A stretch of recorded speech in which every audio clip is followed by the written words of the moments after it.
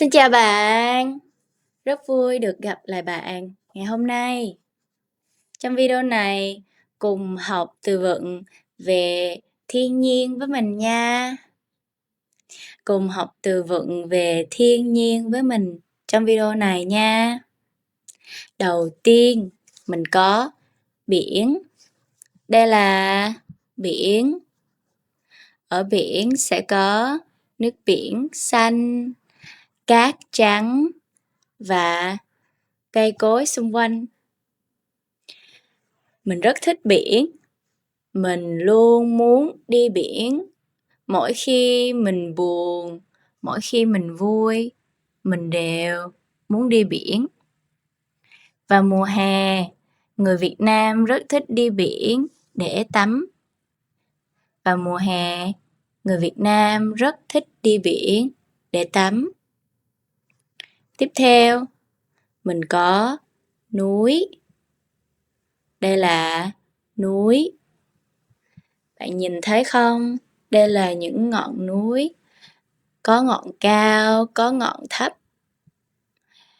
Núi ở trên cao, còn biển thì ở dưới thấp. Ở trên núi sẽ có những cây cối, những động vật khác nhau. Mình thích đi xuống biển hơn là đi lên núi. Còn bạn thì sao? Hãy nói ở dưới cho mình biết nha. Tiếp theo, mình có rừng. Đây là rừng. Khi bạn thấy có nhiều cây mọc gần nhau và nó rất là rộng thì mình gọi đó là rừng. Rừng có nghĩa là nhiều cây mọc gần nhau và rất là rộng lớn, rất là nhiều cây.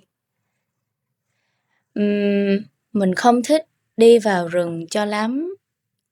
Mình nghĩ mình không đủ sức khỏe để đi. Nhưng mình biết có nhiều bạn rất thích đi khám phá trong rừng sâu. Mình biết có nhiều bạn rất thích khám phá rừng. Tiếp theo, mình có sông. Đây là sông. Ở dưới sông sẽ có cá. Hồi lúc mình còn nhỏ, mình được các bạn dẫn đi tắm sông rất là nhiều. Mình thấy nước sông không mát bằng nước biển. Mình thấy nước sông không mát bằng nước biển, cho nên mình thích đi tắm biển hơn. Tiếp theo, mình có suối. Đây là suối. Suối là một dòng nước chảy tự nhiên từ trên cao chảy xuống dưới. Ở trên núi sẽ có rất nhiều những con suối nhỏ chảy róc rách. Và thường nước suối rất là mát. Nước suối rất là mát và sạch. Nên mình cũng thích đi tắm suối. Khi mình có cơ hội, mình luôn muốn đi tới những nơi như là suối, biển để tắm. Tiếp theo, đây là cái hồ. Đây là cái hồ. Cái hồ này nằm ở giữa những cái núi nhỏ và xung quanh có những cái cây. Xung quanh có những cái cây và có cỏ. Đây là một cái hồ. Khác với sông, hồ thường nhỏ hơn. Cái hồ thường sẽ nhỏ hơn sông. Và hồ không có nhiều nhánh chảy ra những con sông khác. Hồ chỉ là một cái hồ riêng biệt mà thôi. Đây là hồ. Tiếp theo, mình có thung lũng. Đây là Thung lũng. Thung lũng nghĩa là phần đất bằng phẳng ở dưới chân núi. Phần đất bằng phẳng ở dưới chân núi và thường sẽ có sông hoặc là suối chảy qua. Thường thung lũng được chọn để trồng cây vì đất ở đây rất là tốt. Và họ cũng thích có nhà ở thung lũng vì gần với thiên nhiên. Bạn có thích thung lũng không? Đây là thung lũng. Tiếp theo, mình có sa mạc. Đây là sa mạc. Sa mạc là một vùng mà chỉ có đất khô cằn, không có cây xanh mà chỉ là đất và núi khô cằn. Ở những vùng hạn hán thường sẽ có sa mạc.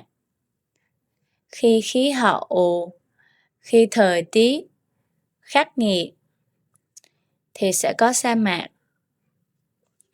Mình chưa đi đến sa mạc lần nào, nhưng mình nghĩ đi tới đó không vui cho lắm. Nhưng mình biết có nhiều người rất thích đi chơi ở sa mạc. Ở đây không có gì ngoài cát. Ở sa mạc, cát là nhiều nhất. Tiếp theo, mình có đảo.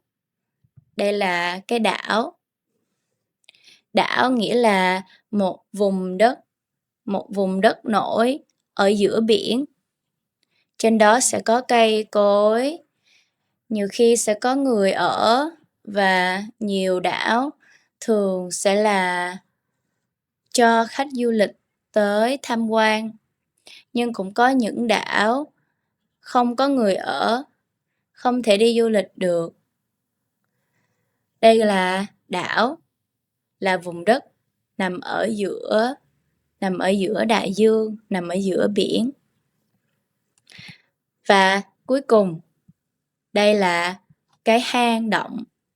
Đây là hang động. Ở Việt Nam có những hang động rất là đẹp và rất là thô sơ, rất là tự nhiên. Mình thì chưa đi vào hang động như vậy bao giờ. Nhưng mình biết có nhiều người rất thích đi khám phá hang động ở Việt Nam. Ở trong hang động thì thường sẽ có đất đá và nhiều khi sẽ có cây, cối, có hệ sinh thái riêng ở trong hang động. Mình nghĩ nếu có dịp, bạn hãy thử đi khám phá một hang động nào đó ở gần chỗ mình ở. Sẽ rất là tuyệt vời và thú vị. Vậy là hôm nay mình đã cùng nhau học những từ vựng về thiên nhiên. Mình mong video này hữu ích với bạn và bạn đã học được gì đó. Còn bây giờ, mình hẹn gặp lại bạn vào những video tiếp theo nha.